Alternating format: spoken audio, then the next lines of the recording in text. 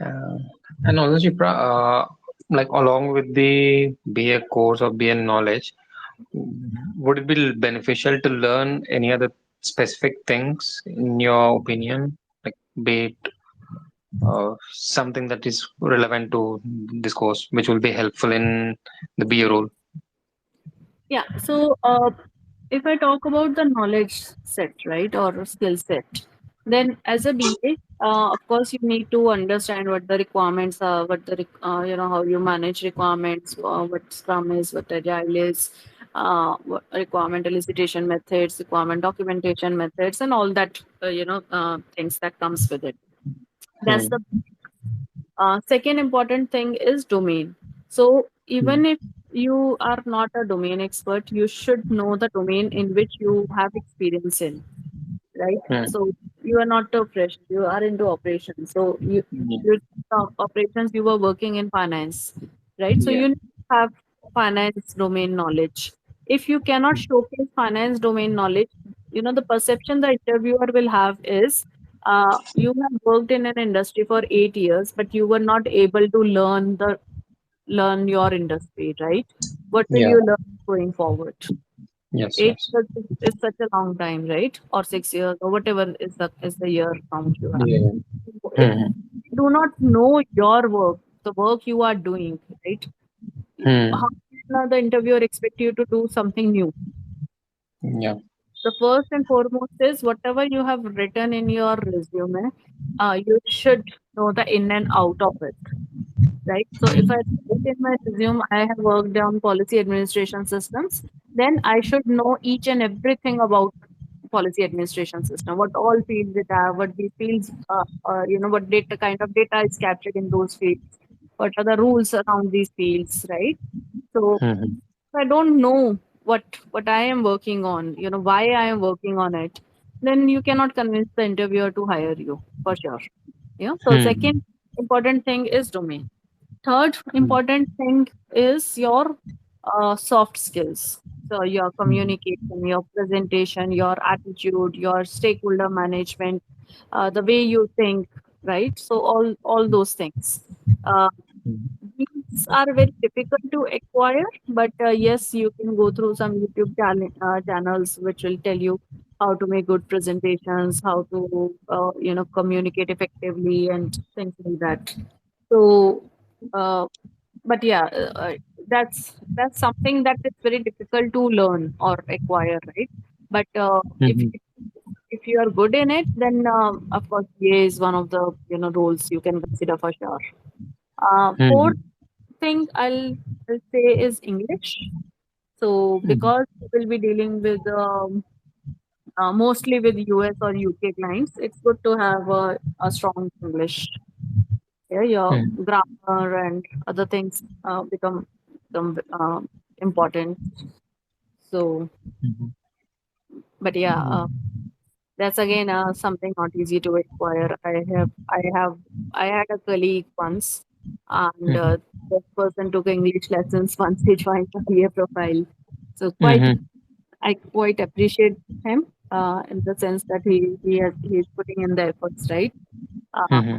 but yes, uh, uh, I do realize my English is also not very good at the time, but I'm still surviving. So, but yeah, it's an important skill as well. Hmm. Yeah, got it. Yep. Anything technical to be learned, Shipra? Would that be important or just an added advantage there? See, technical in the sense, one thing is you should not be technologically challenged. Yeah, you Hmm. should know Word, you should know Excel, you should know PPT for Okay. sure. Okay. Uh, sequence is an added advantage because sometimes, uh, you know, what sometimes it helps you analyze. So if you are doing an Hmm. analysis and if you are looking for some information, and the other, one option is you go to a developer and tell them, I want so and so information, but Hmm. they'll just give you what you are looking for, right? And once Hmm. you get that information and then you realize, oh no, I was not looking for this, I was looking for something else. right? Or maybe Mm-hmm. some additional information I needed. So that time you'll go back to the developer, and so dependency comes in. So the Mm-hmm. take their own time, they'll get back to you. So there is a lot of time lag. But other than that, if you already know SQL, if you already you can get a access to the database, and you can run simple queries to get the information you need. So it helps you analyze faster. Okay. Yeah, so SQL, I won't say important. Many people don't know SQL. Even I don't know the details of the SQL. I just know the select queries. Yeah, but Okay. but yeah, at least having that basic knowledge helps sometimes. Yeah. One So I. thing is, yeah. Mm-hmm. So another thing is, whenever you are working on a project, right? Mm-hmm. Do try to so whenever you talk to developer, right? So developer will be talking about certain terms which you Mm-hmm. might not have heard of. Yeah. So Yeah.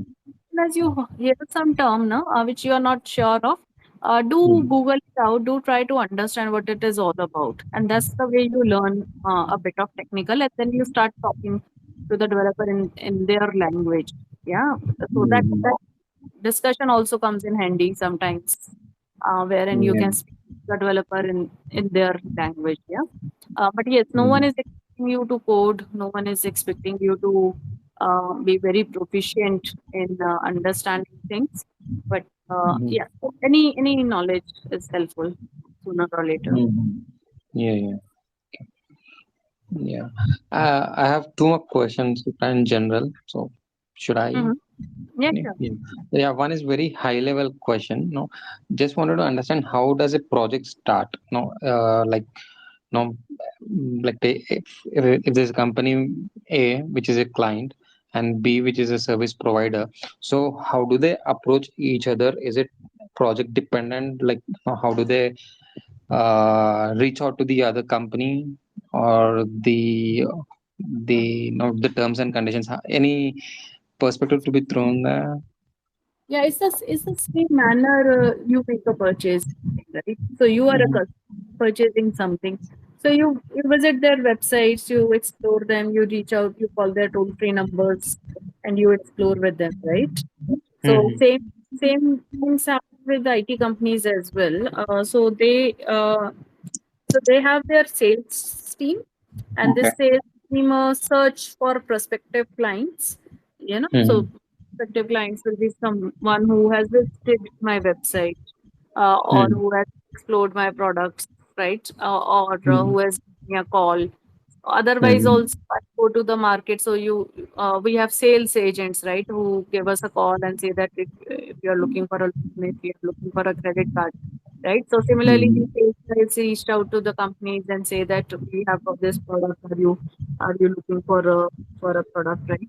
Mhm. Most of the transactions happen from word of mouth. So uh, if I go to so the company goes to conferences, they set up their uh, booths, and like Okay. in people about themselves, and if they already have existing clients, right? So they tell Mhm. people, they request their clients to pass on how good their product is to their friends and other people in the industry, right? So then more queries come in. So if I'm a user, I'll tell my friend, "Oh, this product is very good. It makes my life very easier." So the friend will go to their company and say that we are struggling. Let's switch over to this product. Yeah. So Mhm. that's different avenues are there to bring in the Mhm. product. So once the Okay. project comes in, that time a discovery phase is scheduled. So in this discovery, we understand what the client requirements are and what kind of product they are looking for, and even if our product will support their needs or not, right? So Mhm. for something which our product does not offer, then we cannot sell it to them, right? Mhm. Or just something that we can build up in our product fast and then give it to them. So these kind of discussions happen, and in the discovery you come to know what kind of requirements you would be working on. Yeah, and then there is a Mhm. plan phase, and there is a requirement, you know, development testing, and it starts from there. Okay. So the So client initially shares in a very, like overview of what a project is about, and then the quotation comes in. So Uh, there is a more, sorry, Shipra, okay, is it fine if I can just elaborate a Please. little more? Yeah. So Vijay, there is a more formal way of doing this, right? Like I am basically from a service-based company, and then there is something called as an RFI and RFP, right? That's request for information and request for proposal. So, and again, in alignment with what Shipra mentioned, right? All these information basically reaches through the pre-sales and the sales team, right? They are on constant touch with business across multiple clients, right? And then they keep asking what's their business problem, and then based on that, we try to pitch in, right? The sales team tries to pitch in, and then if it's a hit, then we start. Then there is a business deal, and then the project happens, right? And the talking about this RFI and RFP, this is like more formal way that the product companies currently follow, right? Just to make sure that they are kind of giving an equal opportunity for all the competitors, right? Mhm. What they do is after, like once they encounter a problem, and again I'm talking about projects that run for a longer duration, right? Not the short ones. So what they Mhm. do is they basically write their problem statement, right? Elaborate what's their current pain point, and then at times what happens is they also try to okay, so again RFPs, at least from my experience, right? The documents that we get are have varied level of maturity, right? There are some of the clients who have gone to an extent of sharing their current architecture, right? And then not complete, but the architecture where they are facing the pain point, right? Mhm. And then they provide all the relevant information. And some of the areas we get a very vague statement, a problem statement, and we start working on that. So after we get this RFP, what we do is have a couple, we have a series of question and answer sessions with the client, right?